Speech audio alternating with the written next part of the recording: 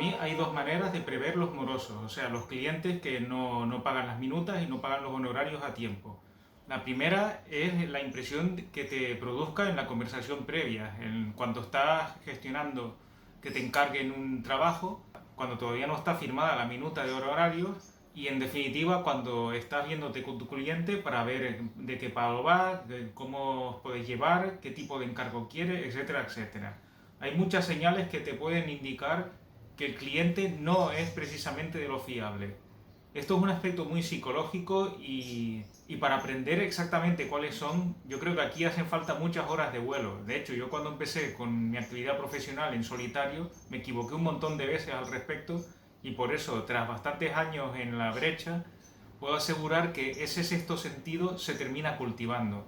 Alguna manera de hablar, que traten de evitar siempre hablar de los honorarios, que no contesten a las preguntas cuando se trata de pagar el primer plazo o el segundo, por supuesto que no se avengan a pagar el primer plazo, que digan que ya te pagaré, etcétera, etcétera.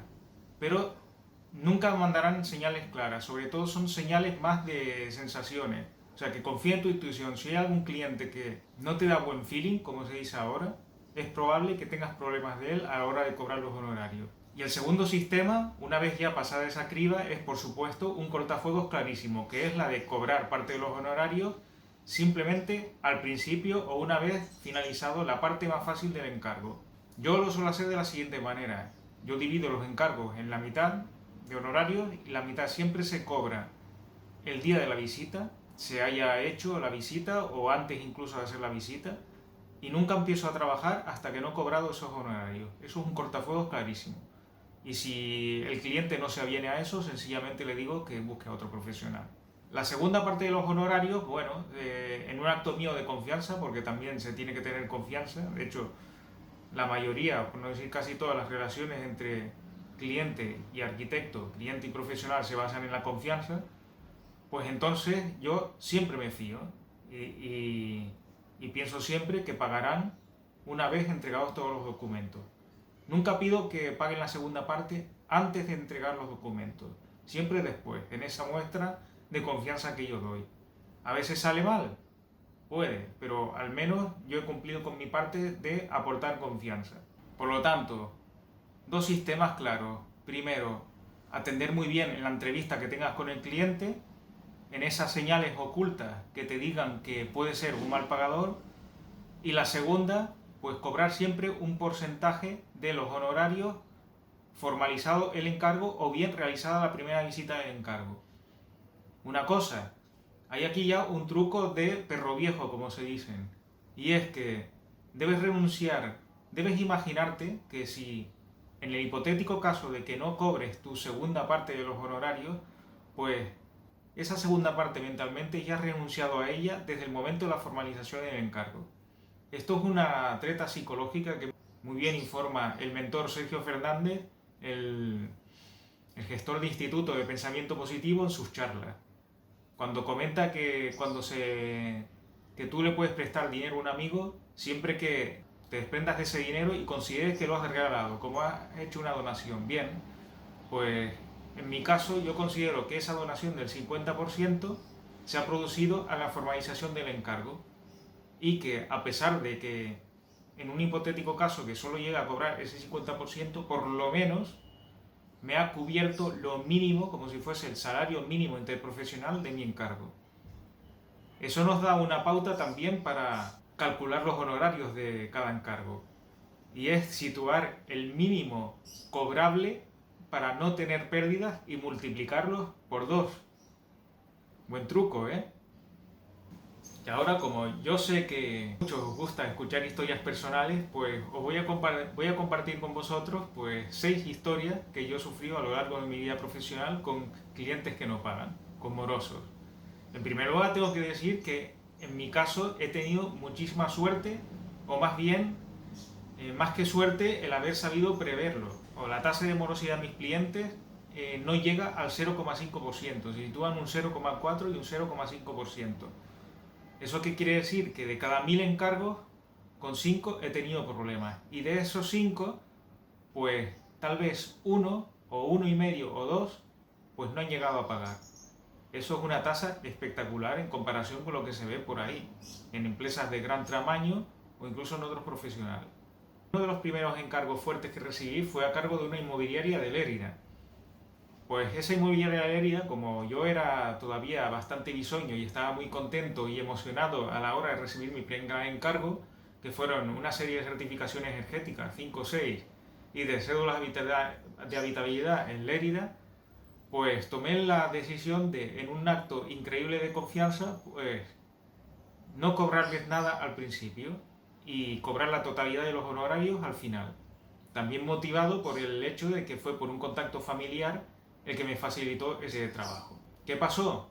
Que la inmobiliaria se aprovechó de esa circunstancia y con una mala praxis que ya había hecho extendible a muchos clientes y a otros profesionales seguramente, pues no llegó a pagar, nunca quiso pagar con un montón de excusas, hasta que desgraciadamente tuve que plantarme 4 meses después en la puerta de la inmobiliaria y tener un careo con la directora de la misma. Y solamente así se consiguieron solucionar las cosas, de una manera bastante agria, por cierto.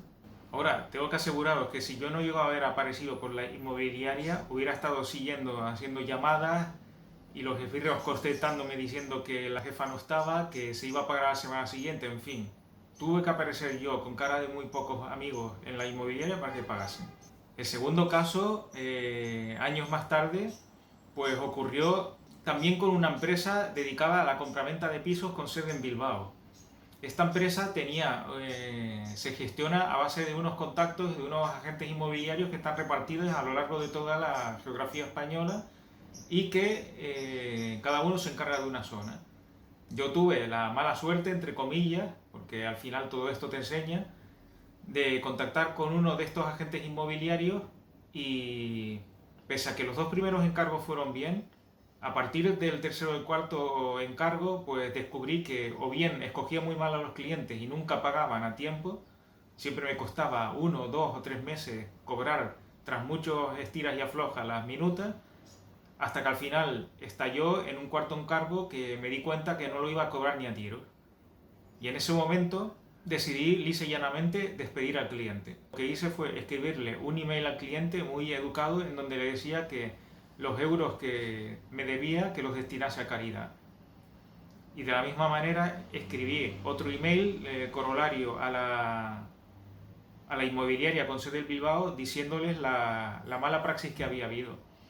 Lo bueno fue la respuesta de la inmobiliaria y es que se puso totalmente a favor del agente inmobiliario, tergiversando toda la situación y encima me contestaron que prescindían totalmente de mis servicios cuando yo había sido el que los había despedido. En fin, la verdad es que me reí bastante con el asunto. ¿Con esto qué quiero decir? Que muchas veces, en ocasiones, no muchas veces, pero en ocasiones es muy preferible renunciar a parte del dinero con tal de ganar en tranquilidad. Si yo voy a estar por varios centenares de euros peleándome día y noche, mandando emails y haciendo llamadas, pues al final lo mejor es tomar nota para avisar a profesionales de tu confianza de cómo las gastan en tal sitio y olvidarte completamente del asunto. Aprovechando el segundo cortafuegos que ya te comenté al principio del vídeo, de que el primer pago ya debería servir como para cubrirte por lo menos los gastos y un salario mínimo interprofesional por encargo. El tercer caso fue el tema de un cliente al que certifiqué un apartamento lindando con la provincia de Tarragona, en el sur de Barcelona, por las costas del Garraf. Muy sencillo, nunca hubo problema con este propietario, simplemente noté que en cada intento de cobrar pues siempre estaba de viaje, como si no existiesen las transferencias electrónicas. Yo me pensé que realmente estaba en algún sitio de la selva amazónica o en alguna tribu lejana del Borneo donde va Frank de la jungla a cazar serpientes. En definitiva, nunca tenía un momento, siempre estaba viajando y nunca tenía un momento para pagar. ¿Qué hice en este caso?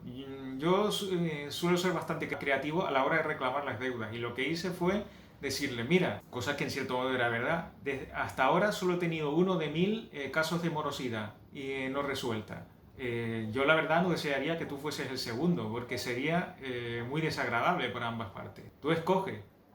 Yo ya te he hecho a ti un favor, te he hecho más fácil la vida ayudándote a vender tu piso. Ahora tú tienes que ser condescendiente y tienes que aportar el valor a cambio.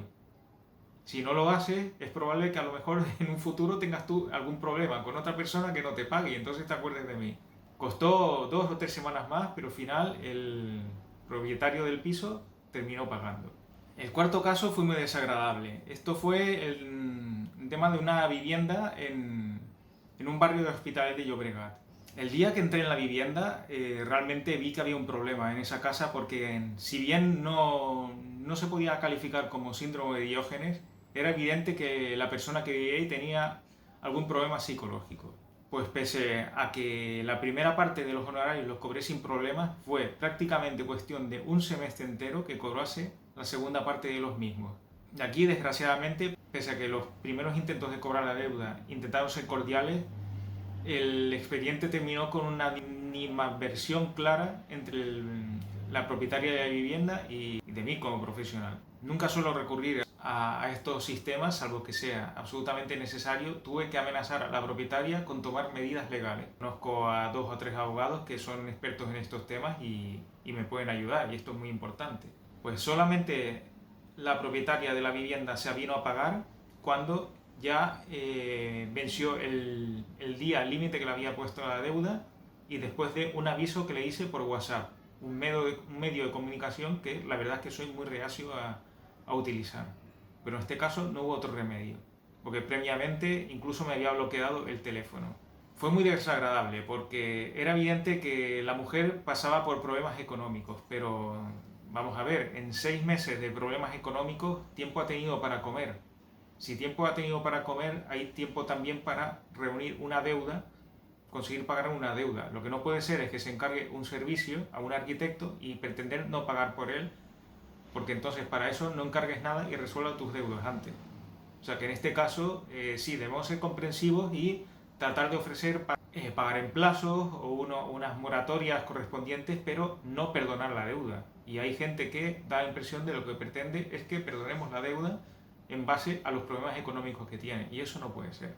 El quinto caso es muy parecido al primero que conté de la inmobiliaria de Lérida. En este caso, un bufete de abogados. Por medio de un contacto común, recibí un encargo de testear un edificio de viviendas en el Carmelo de Barcelona y ver viabilidad de realizar un certificado energético y cédula de habitabilidad de todo el edificio. Esto ocurrió 6 años después de abrir la actividad y ya, como se dice vulgarmente, con el culo pelado de expedientes.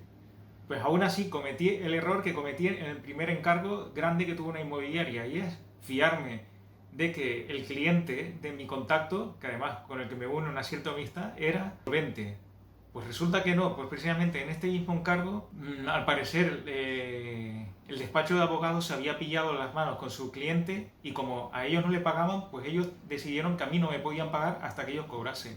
Esto es una mala praxis increíble, inadmisible, porque tú has firmado un acuerdo de colaboración, porque se ha firmado, porque yo siempre firmo los acuerdos y los presupuestos con conformidad del cliente. Han firmado un compromiso de pagar en determinados casos y cuando se termina el trabajo se tiene que pagar en este caso. Pues ellos, en base a que a ellos no les pagaban, pues decidieron no pagarme a mí y así, y esta fue exactamente la excusa que me dieron. Me costó un par de meses batallar viendo todos los ejemplos didácticos que quisieran poner. Por ejemplo, mi actividad como escritor, que si yo publicaba un libro y decidía autoeditarlo, pues evidentemente tenía que pagarle a la imprenta, a la correctora profesional, a la diseñadora de la portada, antes que yo poner el libro a la venta y ver si tenía beneficios o no, pero es que este es de cajón. Pues al final terminaron pagando. Yo no sé si ellos al final resolvieron sus problemas con el cliente, pero a mí me costó bastante que ellos se metiesen en razones. Evidentemente, nunca más en la vida voy a trabajar con ellos, ni siquiera diciéndoles que me paguen el 100% de los honorarios al principio. Hay unos principios a los que no se puede renunciar. Bueno, para terminar, habiendo explicado un poco estos 5 ejemplos, hay bastantes más, pero yo creo que estos son representativos de mi trayectoria a lo largo de 7 años de trayectoria de profesional independiente al frente de Aridar. Pues yo creo que tenéis una visión, una foto general de qué es lo que te puedes encontrar del intento de cobro de deudas que se resisten. Tres consejos finales. Primero, confiad en la gente. Estoy convencido de que precisamente cuando menos confíes en la gente, más problemas de impagos vas a tener. Por lo tanto, aporta confianza y recibirás dinero a cambio. Segundo consejo, no te tomes como algo personal que no te quieran pagar. La gente tiene cantidad de problemas y de historias en la cabeza. Para ellos tú eres un grano de arena en la playa, no les interesa lo más mínimo. Por lo tanto, que tú tengas una deuda con ellos, a ellos les da igual. Si es gente no abundante que está solo pensando en lo suyo, probablemente ni siquiera estén pensando en ti. No te lo tomes como algo personal y sí sé profesional a la hora de gestionar los tiempos de reclamación de deuda. Pero no te lo tomes como algo personal y que te quieran prácticamente fastidiar a ti y que tú seas el centro del universo y de todas sus giras. Eso es un disparate. Y el tercer consejo que os tengo que dar, de la misma manera que disfrutas al máximo con tu actividad profesional, que se tiene que convertir en tu hobby, de hecho tu hobby tendría que ser tu actividad profesional, el cobro de deudas tiene que ser divertido. Diviértete intentando cobrar las deudas. Salte del círculo vicioso de estar amargado pensando que no te han pagado tal y tal. Repito, normalmente nosotros mismos somos los responsables de que nos deban dinero, porque no hemos sabido situar los cortafuegos necesarios. Si nos han colado algún gol, aprendamos de él e intentemos empatar el partido con creatividad y con buen humor.